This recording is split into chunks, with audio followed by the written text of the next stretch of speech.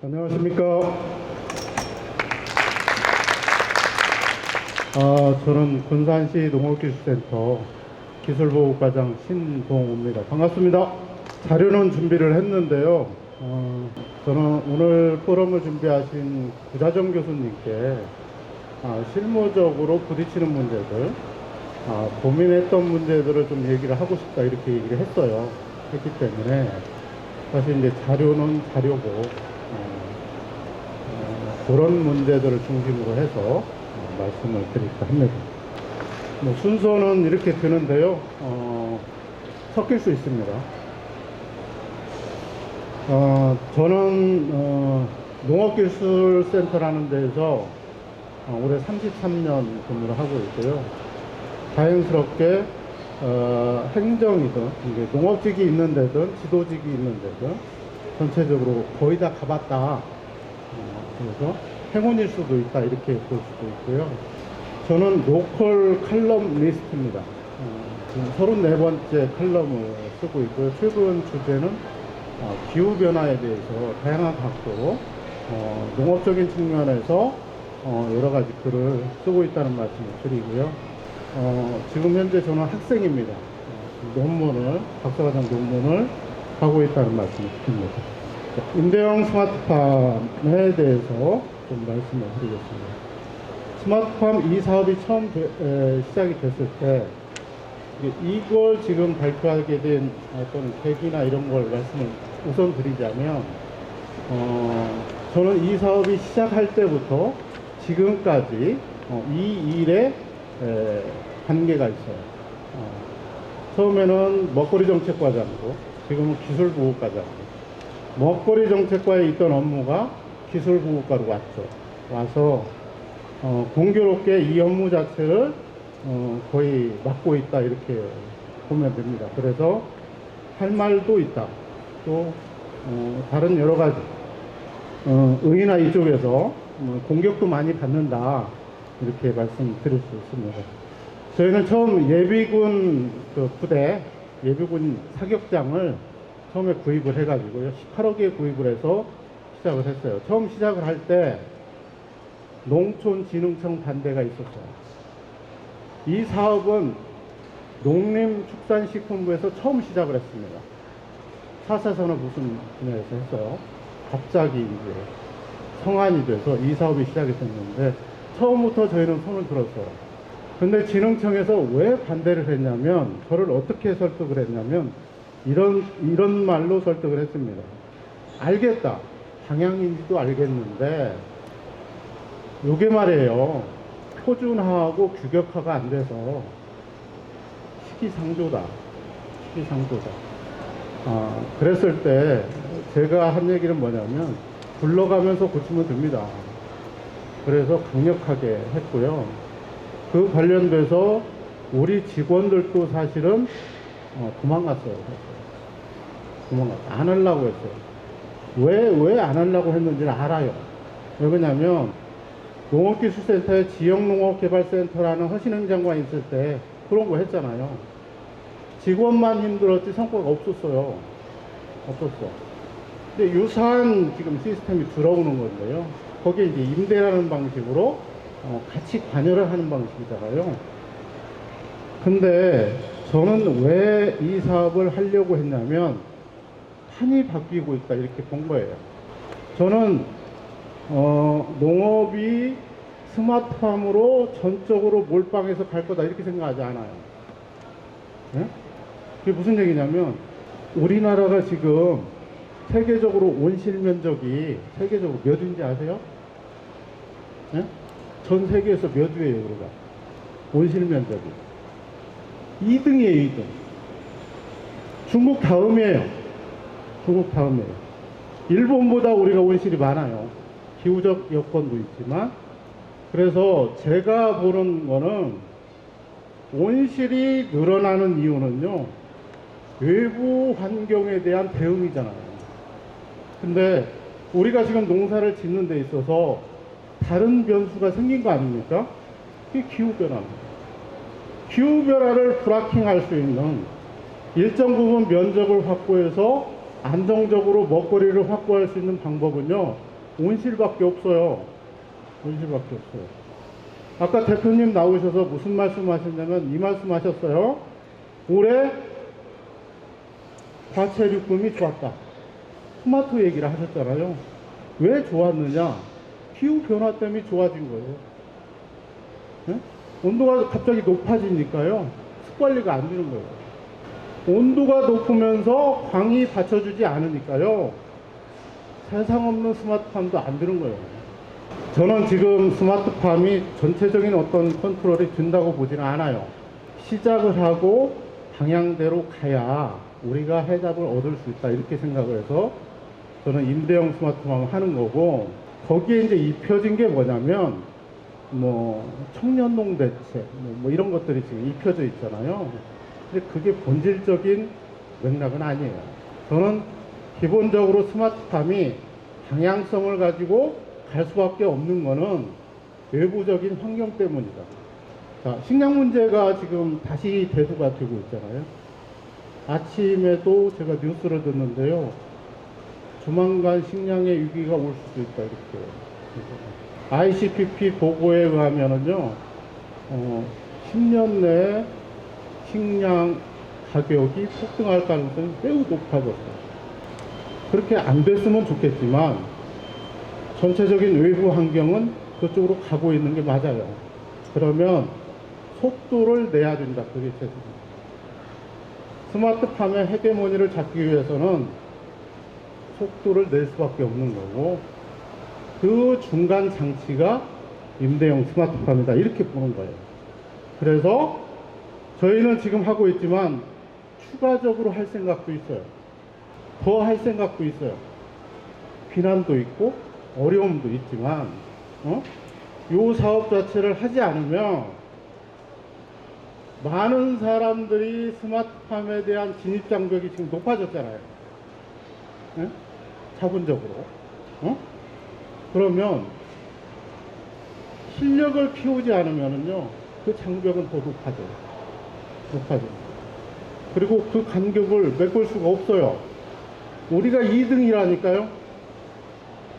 우리는 준비가 돼 있어요. 준비가 돼 있어. 자, 이렇게 준비를 해서 저희가 왜 하느냐, 내부적으로도 시장님이나 뭐 의회, 다른 사람들, 직원들도 왜 하느냐. 투입, 지금 이 스마트팜이 한 동에 480평이에요. 480평인데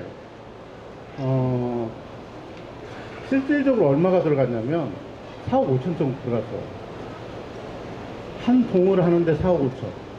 자, 지금 스마트팜 만드는데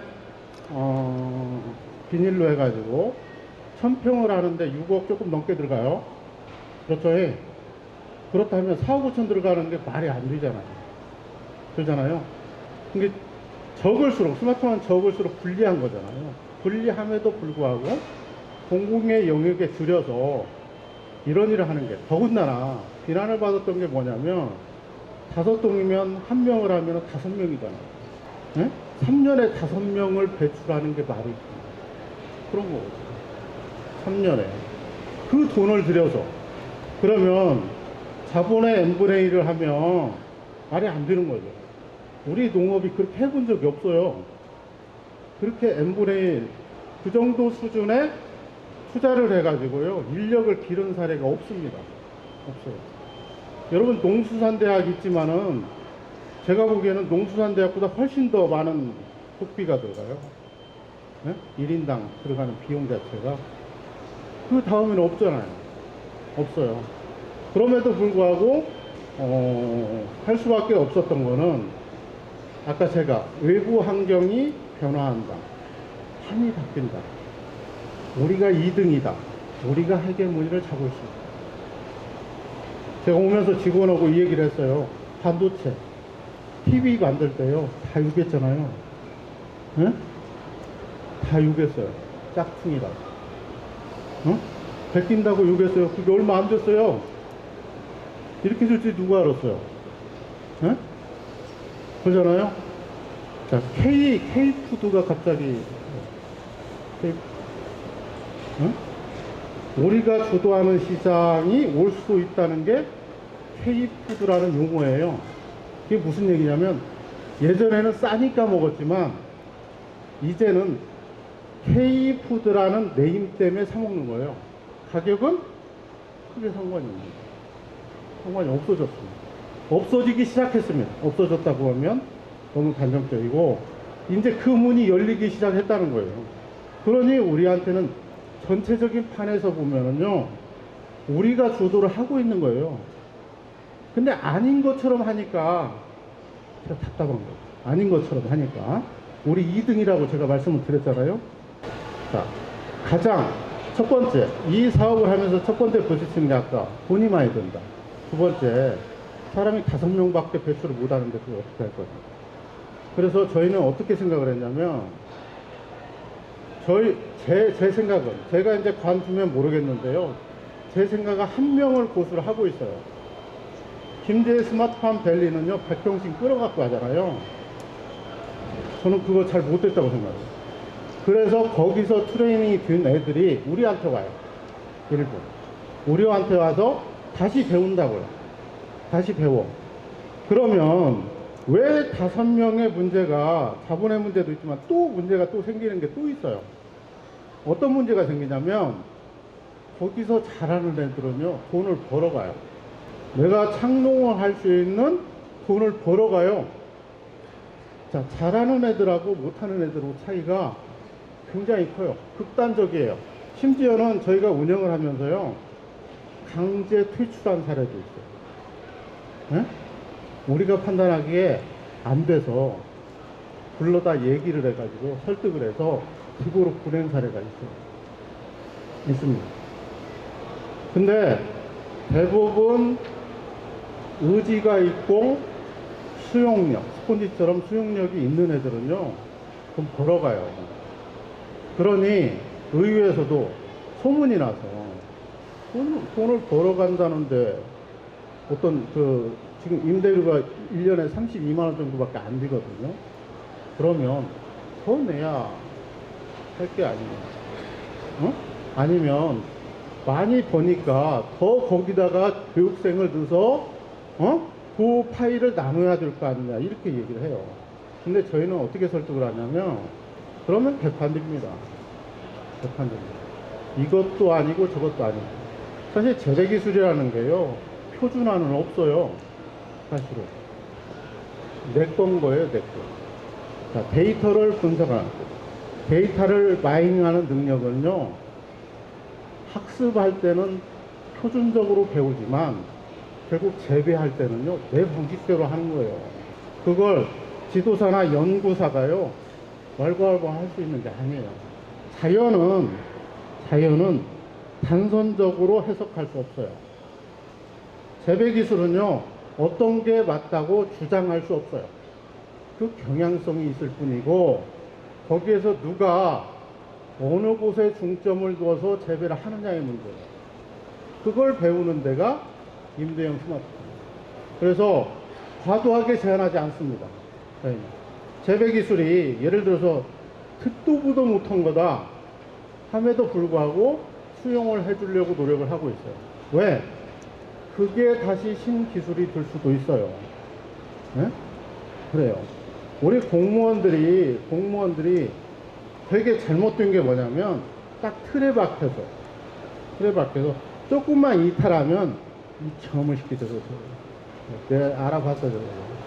떡밑부터 그냥 잘 못 돼가지고 어문 길로 간다고. 그렇게 해서 자신의 틀 안에 가두려고 하잖아요. 근데 여기는 창의적인 공간이다. 그래서 저는 몰랐어요. 군산이 그래도 잘 운영되는지를 몰랐어. 근데 구자정 교수님이 저한테 알려줬어요. 네? 군산이 그래도 농림축산부에서 오리 할 때 시작하고 그 뒤에 많은 시군 했잖아요. 했는데 군산이 제일 잘 운영이 되는 거예요. 꼭 얘기를 해줘서 알았어요. 그것도 최근에 올해서. 그래서 결국은 이게 창의적 공간에서 누가 해야 하냐, 협업해서 가능하냐, 지금 우리가 지금 현재 6명 정도가 지금 들어가 있거든요. 그러면 한 동은 2명이에요. 부부예요. 우리가 조건을 더 데리고 오면 가산점을 줘요. 하지만 본인들이, 자본주의를 사는 본인들이요, 혼자 와요. 대부분 혼자 옵니다. 그래서 그럼에도 불구하고 저희 같은 경우는 지금 최근 3년에 경쟁률이 5대1 정도 되거든요. 5대1 정도 돼요. 그러니까 많은 사람들이 오고 있고, 그 다음에 소문도 났고, 그 다음에 저희가 주력하는 게 뭐가 있냐면, 졸업하면 직장을 줘야 돼요. 그렇죠? 그래서 연계 사업을 저희가 연계를 해서, 연계 사업을 누가 졸업하는지, 그리고 어떻게 활동하는지를 다 알잖아요. 그러면 옆에서 붙어서 얘기를 해서 땅도 사게 하고, 지역에 땅도 사게 하고 해서, 이따 오후에 강정구 씨라고 오시는데, 그분도 여기에서 조기 졸업해서 나가신 거예요. 2년 만에 졸업을 해서 나가서 땅을 사가지고 스마트팜을 열은 사례예요. 그것도 사업하고 연계를 해서 저희가 미리 예측을 해서 사업비를 따고 문을 열어주는. 그래서 늦게 가는 게 빠를 수 있다. 대신 찬찬히 잘 가자. 외부에서 오는 여러 가지 위압들은 우리가 일정 부분 막아주고, 그들이 그 공간을 활용해서 나갈 수 있도록 해주는 게 우리 역할이다. 이렇게 생각을 해서 저희는 그런 관점에서 일을 하고 있고요. 군산 같은 경우는 지금 새만금이 있잖아요. 새만금이 있어서 새만금에 스마트팜이 들어올 여지들이 되게 많잖아요. 근데 지금 못 들어오는 이유가 뭡니까? 기반 시설이 없어요. 물이 없어요. 통신이 없어요. 전기가 없습니다. 아직은 뚱구름이에요. 아직은. 새만금은 어떤 계획이 나와도 아직은 뚱구름이지만 로드맵은 만들어졌어요. 만들어졌습니다. 아마 2027년 이후부터는 본격적으로 물도 들어오고 것도 하고 이렇게 하면서 상황이 바뀔 것 같아요. 대신 전반적으로는 전체적인 계획 자체가 국토부에서 다시 이제 계획을 이번 정부 들어서 다시 이제 세우는 그런 점들이 있어서 좀 변화는 있을지 모르지만, 전반적으로 다른 어떤 지점들이 만들어질 거다 이렇게 생각을 하고, 또 하나는 제가 늘 주장하는 게 있어요. 제가 아까 온실이 세계적으로 2등이라고 했잖아요. 제가 늘 주장하는 게 뭐냐면 K푸드, 그 다음에 이 대한민국의 농식품 산업이 성장하기 위해서 마련된 배활지가 있어요. 배활지가 있습니다. 그게 어디냐면 논입니다. 논. 서부 평야지대인데, 그 서부 평야지대에서 지금보다 더 조방적인 농업, 규모 있는 농업을 해서 이 시스템 자체를 갖춰준다면 가능하겠다. 그래서 산에서 원해가 내려오지 않는 한 대한민국 미래는 없다. 그게 제 생각이에요. 그래서 이게 지금 연계사업 중 하나예요. 저희가 준비한 연계사업 중 하나인데, 농업기반공사에 아이디어를 제공했어요. 제가. 왜? 서부 평야지대의 가장 단점이 뭐냐면, 단점이 뭡니까? 물이 짠물이에요. 예전에 바다였나봐요. 예전에 바다였어요. 그래서 지하수 자체가 짜요. 그래서 원해 농업이 발달을 못한 거예요. 못한 겁니다. 그래서 근데 벼농사를 하다 보니까 저수지가 많잖아요. 저수지가 많으니까 저수지를 활용해서요, 이렇게 파이프라인을 묻는 공사를 설계가 끝났어요. 3개소 250헥타. 그래서 임대형 스마트팜에 졸업한 사람들을 이쪽으로 보내려고 하고 있고요. 물의 수준이 어느 정도냐? 김제 스마트팜 밸리 있잖아요. 거기도 저수지에서 나중에 보니까 하더라고요. 하는데 거기 정수기를 다시 써가지고 저기 내부에서 써가지고 저기 하잖아요. 근데 여기는 여기 한 필지를 사요. 여기 이제 이런 모양이 세 군데가 있는데 한 필지를 삽니다. 그래서 정수장을 얹습니다. 근데 이게 왜 중요하냐면요. 펌핑이 가능한 저수지를 활용을 해서 원해단지를 만듭니다. 그러면 연중 물 공급이 가능할 수 있습니다. 우리 지역 같은 경우 서부 평야지대는요 대부분 수돗물이나 지하수를 활용해서 하는데 지하수는 여러 가지 문제가 있었잖아요. 그렇게 된다면 대규모 원해 농업이 가능해요. 내가 물을 쓰고 싶을 때 쓰니까. 제가 앞서 모두에 뭐라고 했습니까? 스마트팜의 문제는 표준화 규격화의 문제. 기능청에서 표준화 규격화 때문에 무더기 한 거 아니에요. 지금도 안 되고 있어요. 그러니 지금 저기 스마트 온실을 지으려면 가격이 계속 높아져요. 높아져. 그리고 한번 어느 회사에 박음질이 들면은 그 회사가 독점이야. 그리고 그 회사 오라고 하면 오도 안 해요. 잘 고장났는데 오라고 하면 오도 안 해요. 한번 해놓으면. 그래서 이런 전반적인 문제들만 해결이 표준화 규격화가 지금 하고 있는 걸로 알고 있어요. 제가 그 관련돼서 세미나 제가 2번 참석해서 발제를 2번을 했기 때문에. 그래서 그런 전반적인 구조들만 된다면 저희는 이 단지 중에 하나에다가요 대규모 임대형 스마트팜을 또 얹으려고 생각을 하거든요. 어떻게 얹으냐? 땅을 사서 시에서. 자, 임대형 스마트팜은요 공공의 영역이에요. 자, 임대형 스마트팜을 하는 이유가 뭐냐면 그 사업에 들어갈 수 있도록 문을 열어주는 사업이잖아요. 그러잖아요. 진입할 수 있도록 도와주는 사업 아닙니까? 그래서 공공이 참여할 수밖에 없는 거고요. 아까 그런 모진 비난을 감수하면서 갈 수밖에 없어요. 그래야 이 지평이 넓어지고 커집니다. 그러지 않고 이 비난에 무너지잖아요. 무너지면 요 스마트팜의 문제를 풀 수가 없어요. 없습니다. 특히나 지금